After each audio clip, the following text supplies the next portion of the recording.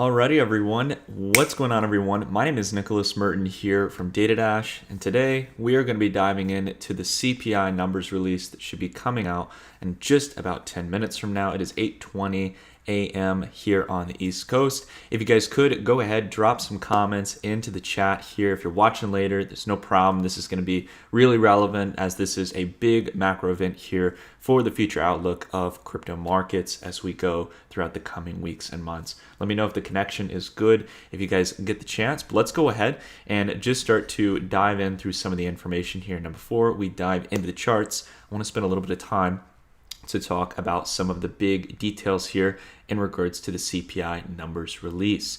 So first off here, we got to talk a little bit about when the numbers are going to be released. They're going to be here in just about 9 minutes. So I thought this would be a good ample time to talk about the key details here, what we should be expecting, at least according to the estimates that are out there right now, and what kind of weighted effect this could have on Bitcoin, stocks, and the broader asset markets as a whole. So first off, I want to go ahead and talk a little bit about the expectations that are coming out. Most experts here have expectations that we're essentially going to be seeing a decrease to 5.7% inflation year over year from the report we got in July. So again, just understand here, this economic data is a little bit delayed here. We're currently in the month of September, but we're actually analyzing the summarization of what happened in the month of August. So that's a very critical point to understand here. But the general estimate is that year over year, we're going to be seeing 5.7% down from 6.2%. Now, if you're curious about what the month over month numbers might look like here, we've essentially got a key reading here going down from the previous month of 0%. Last month, we had practically zero inflation month over month down to 1% negative or down to negative 0.2%. Now, these are the two kind of major forecast metrics here, the TE forecast as well as the consensus. Essentially speaking, though, the experts out there, if we want to call them that, the market participants in general are expecting that we are going to be seeing lower inflation month over month. Essentially, a start to deflation. We're going to start seeing those commodity prices cooling down. We're going to start seeing consumer goods start to go down in prices, inventories build up, and consumer demand dries up. So that's the key thing here that we need to watch for. Now, if we dive on here towards looking at the Adobe Digital Price Index, this is one of the few kind of precursors we have to understanding where some inflation might be out there in the economy. Essentially speaking, we are already looking at some early stage signs that online inflation, so these are the goods that people are buying online, it could be electronics, it could be consumer apparel, a whole range of different items, is essentially up 0.4% month over month, which is definitely not a good sign here as people are expecting we are going to be seeing negative numbers. But again, when we're talking about the CPI report, which is definitely different than some of the metrics like the one Adobe does or other metrics for covering costs and understanding what the cost of things are within the economy, the CPI might actually be lower due to declining gasoline prices, maybe declining costs for energy bills at home, but mainly really that decline cost of the pump. That's probably the biggest, because the fact of the matter is, and I don't know how it feels for you guys, across the board in most countries, even in the United States, energy bills are still probably keeping high as natural gas has been suspended at high levels. Rent is still at incredibly high levels. It's continuing to ascend in most major cities and areas. I think a lot of you can probably relate to that if you're renting at the moment. And on top of that as well, property values really haven't cooled down. So the cost of living is really still expensive. But we've got some, decline here when it comes to gasoline. A lot less people are probably traveling or flying at the moment. We have started to see a slowdown in kind of unnecessary travel, which is, again, starting to put a dent here on gasoline prices. Now, I want to go ahead. We'll dive in here to take a look a little bit at the TA here.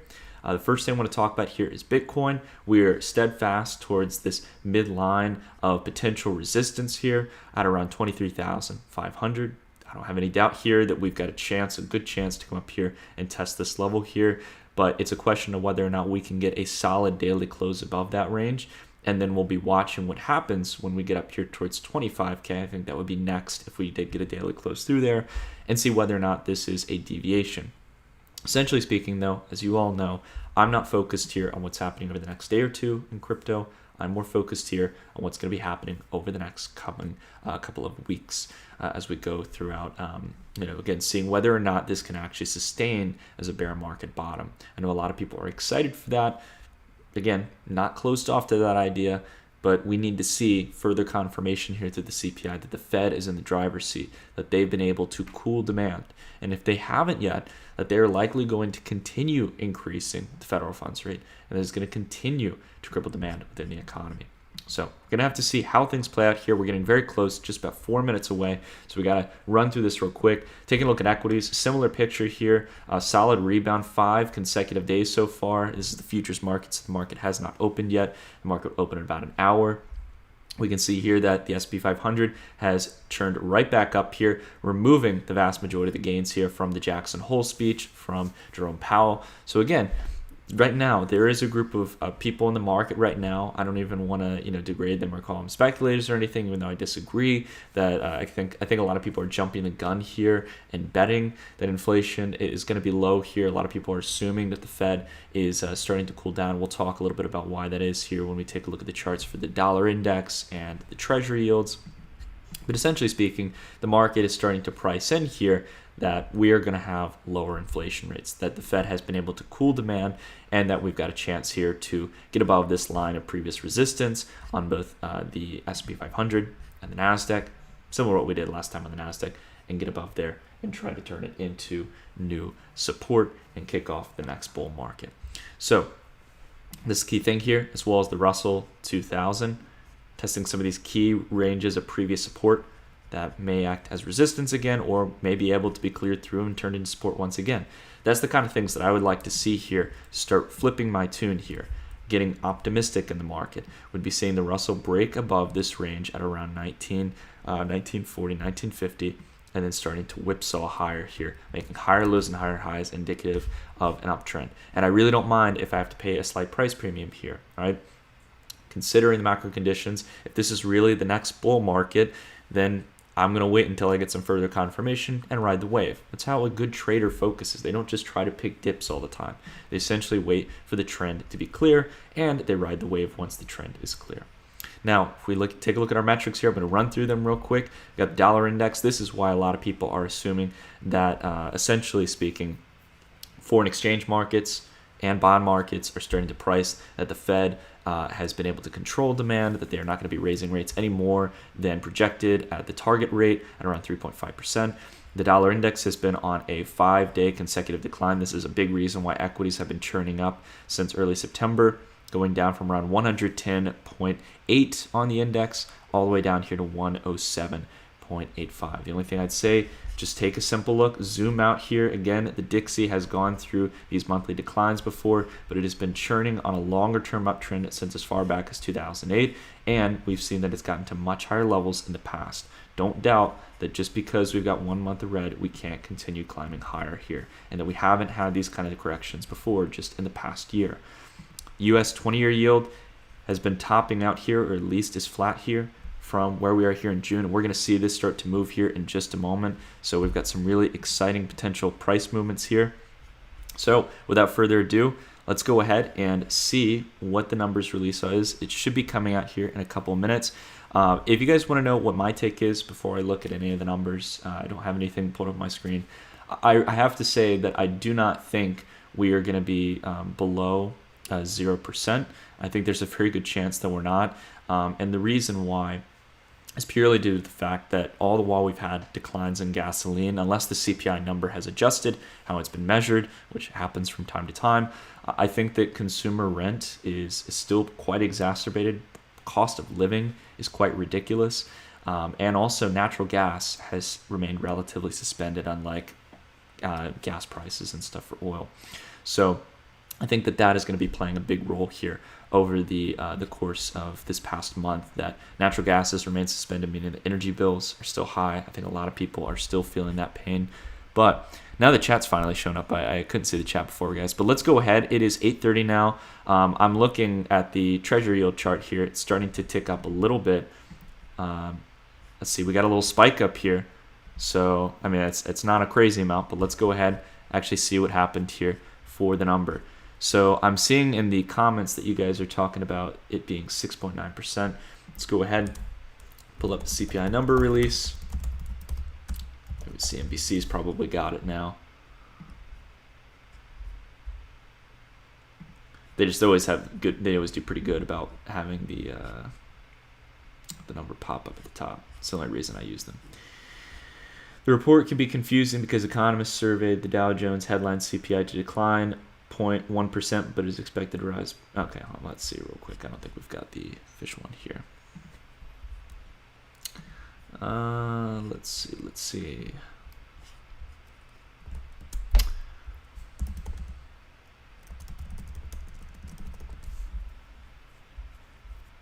News. Maybe Bloomberg will have it.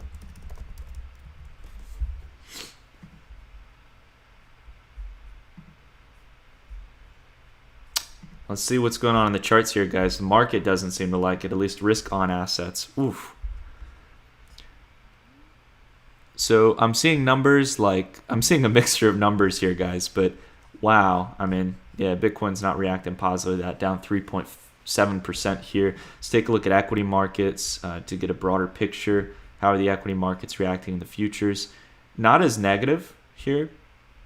Let's take a look at the NASDAQ. Take a look at the 5-minute chart. Yeah, it's still negative, but nothing near what Bitcoin's doing right now. Yeah, Bitcoin's down around 4%. Wow. Let's see what the dollar index is doing. Shooting right back up. All the losses from past 24 hours completely whipsawed higher here, made up for those. So what we're seeing here is that whatever the print is, the markets are not liking it. I mean, when I say that, I mean the risk-on markets, essentially. Let's go ahead and see if maybe CNBC's got it now. CNBC inflation. Oh, there we go. Inflation rose 0.1% in August, even with sharp drop in gas prices. So we've got the metric here. The consumer price index for August was expected to decrease 0.1% from the previous month and increase 8% from a year ago, according to the Dow Jones estimate, so the year-over-year estimate. Let's see what the futures are doing now, because it's saying, I mean, unless I'm missing something here, it's saying the Dow Jones dropped. I'm not seeing that. That's weird. Yeah.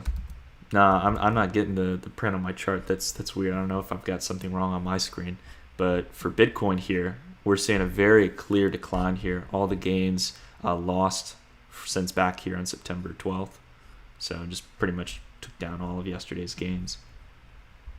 That is not a pretty candle, but we'll see how things go. We don't want to react too soon. Again, guys, one thing I think that's important to note, even though we kind of got right on our call there, that's pretty cool, about the inflation reading. It's still not dramatically high. It's not something to be panicky about, but what it showcases here very clearly is what Jerome Powell talked about at the Jackson Hole speech. Essentially speaking, the Federal Reserve feels very confidently reviewing the economic data, and I don't think you need to be a market or economic expert to realize that inflation hasn't cooled yet. I know a lot of people want to get to the good times again. They want to get back to the Fed just coming to the rescue like they've done for the last decade, providing monetary stimulus where assets just go up without anyone having to do any work. But I have to tell you all, as we've talked about on this channel for a long time, I don't think those good times are coming back for a very long period of time. And it is going to take the Fed making the hard decision of continuing to raise interest rates and, unfortunately, putting the economy into a very short-term recession, similar to what Paul Volcker did back in 1980 when he jacked up the federal funds rate. Now, of course, we can't go to that extent, nor do we need to get to that extent. But I think that there's going to be a lot more pain to come here before we really see a major recovery or upswing in asset markets. So, yeah, I mean, this, again, anyone who's thinking that Jerome is going to change his path from the current trajectory of 3.5% for the target rate, I think it's wishful thinking. Yeah, we've got here, again, nothing too significant, but definitely a pop-up here on the 20-year yield. I would assume you're probably seeing that across the board in other ones. This is getting close to being the highest print we've seen I mean, we can zoom this out here. I don't want to be melodramatic, but I think it's the highest print since. Oh wait, that's right. We don't have the historic data here for the 20-year yield. We could do the U.S. 30-year yield, see how that's doing. Yeah, this is the highest print for the 30-year yield since March of 2014. Further confirming here, if we get off the log chart. Again, I just want to zoom out here. I know a lot of people don't like to watch bond markets, but guys, I mean, this chart here, this is one of the most telling charts of what's really going on here. And to just kind of simplify and explain what's going on here, we've essentially confirmed that we are in a bond bear market where bond prices will be going down over time. Bonds are going to get cheaper, right? And on top of that as well, yields are going to shoot up.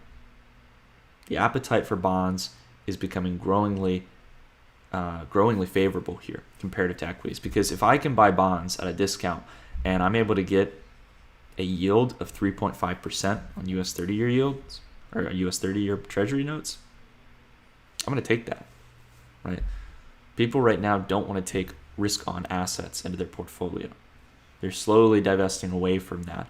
It has been the favorable asset class to be exposed to: stocks, crypto, technology, FANG stocks, all those big technology companies that swallowed whole a lot of the equity value and consolidated a lot of that valuation to a few names, right?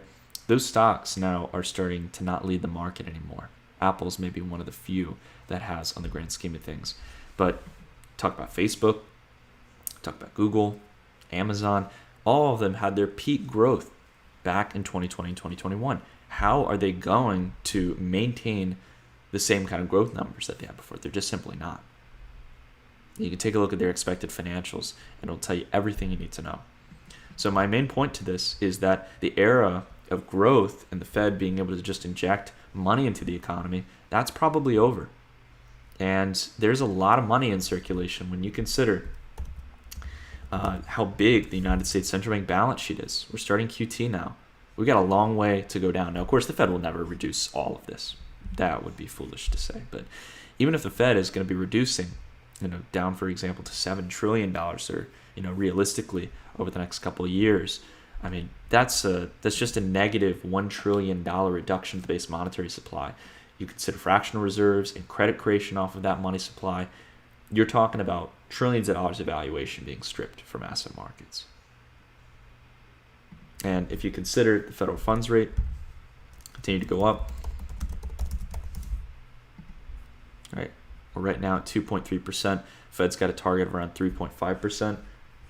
I got to tell you guys, I think the Fed's going to have to go a little bit higher. I think they're going to have to eventually go to 4 or 5%. They really got to do a shock and awe, one or two FOMC meetings where they push it an entire percentage or 100 basis points. So we've got to be smart about this, guys. We've got to be patient. We can't move too quick on assuming that things are just going to get good. If we use the 70s as a guide stone for how long this could take, we had multiple waves of inflation before the Fed was really able to tame it in 1980 when they really pulled the trigger. What I think is different this time around is we're not going to see the federal funds rate get this high. We just simply wouldn't be able to sustain that. But what I think the Fed realizes they need to do is they need to do one solid spike here. They need to shock and awe. They need to have a temporary period of time where they put asset prices into a 40-50% correction, where they can cool consumer demand here. They remove a lot of the excess value in the economy and contract consumer spending until we get serious deflation, or essentially we set ourselves into a recession in the economy. But first, we're going to likely have stagflation here, where inflation still remains high, and on top of that, economic growth starts to slow, wages start to slow, hiring starts to slow. It's all parts of a typical economic cycle when we go through these inflationary waves. Yeah, and as you guys are seeing, we're putting in some of the metrics here in the chat. But I mean, the market just kind of tells you what's going on here. Bitcoin down about 4%. Oh, now we're starting to get the print here on the chart. Now that the market's open. All right. Yeah. Wow. Oof. S&P 500, Nasdaq down, respectively, about 1.5, 2%. Russell 2000 down 1.6%. Dollar index still surging higher here. See what the VIX is doing. How's the VIX doing? Well, as we talked about in the previous videos, those higher lows are all the signs we need here, guys. Volatility has been on an uptrend. Not a downtrend, but an uptrend since 2017. Many people just simply aren't focusing on what this is telling us about the market. It's telling us that the market is growingly, and it has been growingly uncertain about the future of equities since 2017, even though valuations were increasing. And now we are at much higher suspended levels of volatility. And it looks like we're, pretty much gun-hoing on coming up here towards 34 points here at a minimum on the VIX. Down 2% here on the S&P 500. Look at that. So, well, guys, to kind of summarize the live stream here, I don't want to spend too much time. I don't want to turn anyone away from watching the video here and getting what we've talked about the video. Essentially speaking, what are the key points here? One, don't assume that inflation is over yet. Bet that the Federal Reserve is going to go at a minimum towards its target rate. I think Jerome Powell made that very clear, and I have to give massive props to the Fed for doing that. It's not what I expected whatsoever. I thought the Fed would do what it's done for the last decade. That was my cynical side that would say that the Fed might potentially pivot. I'm really confident now the Fed is going to continue to that 3.5 basis point, the 3.5% target, so 350 basis points in total for the federal funds rate, and we'll likely have to go a little bit higher than that. If Jerome Powell really wants to do the right thing, he would take it, to 100 basis point increases on each FOMC meeting, put the economy in a temporary recession, and cool inflation, bring trust back into the base currency, and bring back equilibrium of supply and demand. So, anyways, guys, I think that, again, we've got a little bit more pain to go. We're going to have to see how this plays out over the next 24 hours. Don't want to talk too soon. Again, this is where the market's sitting right now. It could completely reverse in the next 24 hours, right? So even though we were right here about inflation printing positive rather than negative, as most experts had predicted, again, I would say just don't get siloed looking at gasoline prices. Know that there are a lot of things that go into determining the cost of living. And if the CPI number is posting positive right now, we already know that the CPI is manipulated. Just think about what that means the actual cost of living is right now. So, anyways, everyone, that's it for today's video. Thank you for tuning into the live stream. So happy to have you guys here. Appreciate all the chatter going on in the chat. If you guys want me to do more live streams like this, leave a comment down below. Leave a comment in the chat. Drop a like. It's one of the great ways you guys can let me know you want to see more of this here on the channel. But that's going to be it for today's video, guys. Pretty crazy reading here coming out with a massive decline here across the board on equities and Bitcoin. My name is Nicholas Merton. I hope you have a fantastic day wherever you are, and I'll see you all in the next video. Take care, everyone.